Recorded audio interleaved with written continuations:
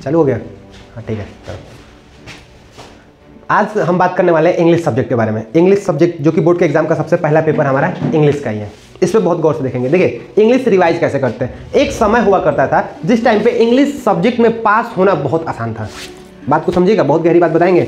एक समय हुआ करता था कि इंग्लिश सब्जेक्ट में पास होना बहुत आसान हुआ करता था, लोग आराम से पास होते जाते थे रिलैक्स मूड में। लेकिन अब टाइम बदल चुका है और अब क्वेश्चन पूछने का तरीका भी बदल चुका है। लेकिन कुछ नहीं बदला है, तो वो है सिर्फ आपके रिवाइज करने का तरीका, आपके मेंटर्स, आपके ट्यूटर्स, आपके टीचर्स के पढ़ाने का तरीका। सब चीज़ का तरीका बदल गया समय के हिसाब से, लेकिन यही एक तरीका है आपके रिवीजन करने का जो नहीं बदला। आप आज भी उसी तरीके से 20 या 30 साल से जो चला आ रहा है कि जब भी एग्जाम आने वाला हो तो बुक उठा लो, बुक को पढ़ लो, पूरे के पूरे चैप्टर को, एक एक वर्ड को अच्छे से समझ लो, अपने दिमाग में कंठस्थ कर लो। आप आज भी उसी तरीके को फॉलो कर रहे हैं, जो कि आज के डेट में, अभी के टाइम में उस तरीके से इंग्लिश सब्जेक्ट को रिवाइज करना बहुत ज़्यादा मुश्किल है। और अगर आप उसको कर भी रहे हैं कि बहुत मेहनत करके आपने कर भी लिया, तो आप उतना अच्छा रिजल्ट लेके नहीं आ पाएंगे जैसा आप एक्सपेक्ट कर रहे हैं। तो मैं अनुष्क सिंह, ब्राइट कोचिंग क्लासेस है। आज मैं आपको वो तरीका बताने वाला हूं जिससे आप कम से कम समय में बहुत अच्छे तरीके से इंग्लिश सब्जेक्ट को अच्छे से रिवाइज कर सकते हैं, अपने एग्जाम में बहुत अच्छा मार्क्स लेके आ सकते हैं। जो तरीका आप अपना रहे हैं वो तरीका बिल्कुल ही गलत है। उससे आप कभी भी 90+ स्कोर नहीं कर सकते। हाँ, उससे आप पास हो सकते हैं, लेकिन अगर अच्छा नंबर लेके आना है ना, तो आपको सटीक स्ट्रेटेजी चाहिए, एक टिप्स चाहिए, एक तरीका चाहिए। आपके पास एक प्रूवन तरीका होना चाहिए जिससे आप अच्छा कर सकें। तो आज के इस वीडियो में मैं वही तरीका बताने वाला हूं कि किस तरीके से पढ़ाई करें, किस तरीके से इंग्लिश जैसे सब्जेक्ट को, जिसमें बच्चों को समझ में तो सब कुछ आता है लेकिन लिखने में बहुत ज़्यादा दिक्कत होती है, समझ नहीं आता लिखे कैसे, स्टोरी तो पता है लेकिन लिख नहीं पाते, तो वो सब चीज़ों को मैं बताने वाला हूँ। बस कंडीशन एक है, वीडियो को पूरा करें, अंत तक देखें, बीच में स्किप करके नहीं जाना है। लाइक और सब्सक्राइब मेरे लिए उतना मैटर नहीं करता। अगर मैटर करता है मेरे लिए कुछ, तो वो है आपका मार्क्स, बोर्ड के एग्जाम में मार्क्स, वो ज़्यादा मैटर करता है। तो लाइक और सब्सक्राइब के लिए नहीं देखना है पूरा, अपने फायदे के लिए वीडियो को पूरा करके जाना है। तो आइए शुरू करते हैं, देखते हैं क्या है वो तरीका जिससे हम अच्छे से अपने एग्जाम को दे सकते हैं।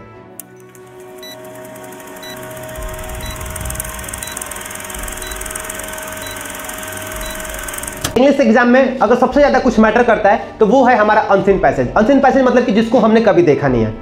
मैंने बहुत से बच्चों को ऐसे देखा है, या बहुत से टीचर्स को ऐसे तरीका बताते हुए देखा है कि लोग ये कहते हैं कि अनसीन पैसेज को प्रैक्टिस करो, अनसीन पैसेज सॉल्व करो और उससे तुम्हारा प्रैक्टिस अच्छा हो जाएगा, तुम एग्जाम में अच्छा कर लोगे, जो कि बहुत ज्यादा गलत तरीका है। उससे कुछ नहीं होने वाला भाई, मैं सही से बता दे रहा हूँ, एकदम कुछ नहीं होने वाला। उससे आप अपना कीमती समय बस बर्बाद कर रहे हैं, क्योंकि एग्जाम में सीधा सीधा लिखा है अनसीन पैसेज। अनसीन का मतलब होता है बिना देखा हुआ, जो आपने कभी देखा ना। तो आप कहीं से भी क्वेश्चन अगर लगा रहे हैं, कहीं से भी पैसेज सॉल्व करें, तो वो नहीं आने वाला है, आएगा वही जो आपने कभी देखा नहीं होगा। तो फिर उस चीज़ को हम क्या मेहनत कर रहे हैं जो हमने कभी देखा नहीं है। अगर हमें अनसीन पैसेज सॉल्व करना है तो उसका तरीका मैं बता देता हूँ कैसे करना है। क्या है, उतना मेहनत करने की जरूरत ही नहीं है जैसे आप कर रहे हैं।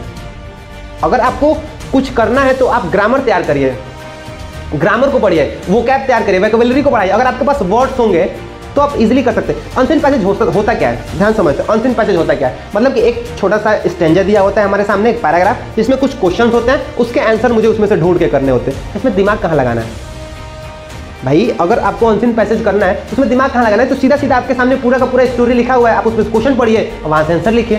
प्रैक्टिस करने की जरूरत ही क्या है? हाँ, अगर कुछ प्रैक्टिस करना है तो वो करना है हमें ग्रामर की, कि हम आंसर को लिखे कैसे हैं, इस चीज़ को हमें प्रैक्टिस करना है। और अगर हमें कुछ और प्रैक्टिस करना है तो हमें वोकैब की, हमारे पास जितना ज़्यादा वर्ड होगा हम उतने अच्छे से अपने एग्जाम को लिख सकते हैं। अगर हमारे पास वर्ड ही नहीं है तो लिखेंगे कैसे? नहीं लिख पाएंगे। तो पैसेज प्रैक्टिस करने का तरीका क्या है? अगर पैसेज आप चाहते हैं अच्छा करें तो आप ग्रामर पढ़िए। ग्रामर में आपके पास टेंस है, आपके पास नरेशन है, आपके पास वॉइस है, प्रीपोजिशन है, वर्ब है, इन सब चीज़ों को पढ़िए।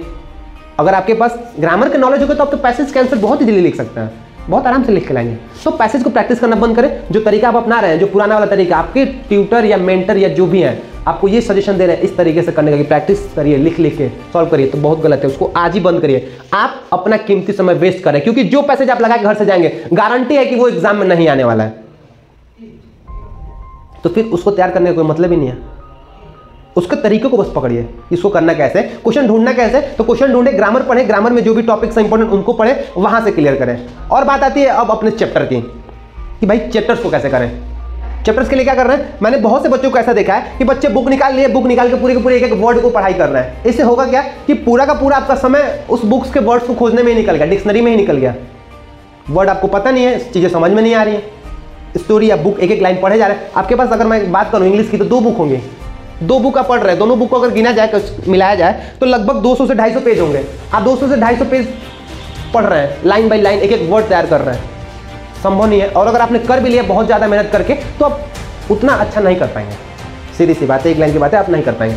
तरीका क्या है करने का वो सुनिए। तरीका ये है कि आपको ग्रामर की अगर नॉलेज, अगर आपके पास वोकेबुलरी है, आपके पास वर्ड्स हैं, आप लिखने के सक्षम हैं, तो आप सीधे जाइए यूट्यूब से किसी भी टीचर का वीडियो उठाइए, वहां से चैप्टर्स की समरी देखिए, प्रीवियस ईयर क्वेश्चन देखिए, इंपॉर्टेंट क्वेश्चन देखिए। एक चीज और आपको मैं बता देना चाहूंगा बेटा कि जो सवाल थे पहले के जो सवाल होते थे कि डायरेक्ट आता था who is this, what is this, इस तरीके से, अब ऐसा नहीं होने वाला है। अब माहौल बदल गया है, एग्जाम का लेवल ऊपर हो गया है।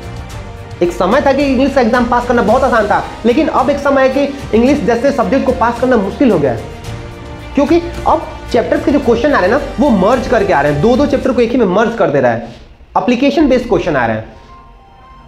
अब बच्चे अभी भी बुक के क्वेश्चंस रटने में लगे हुए, वैसे नहीं आएगा। आप अगर ऐसा कर रहे हैं तो अभी भी टाइम है, समझ जाइए, इससे आप नहीं कर पाएंगे।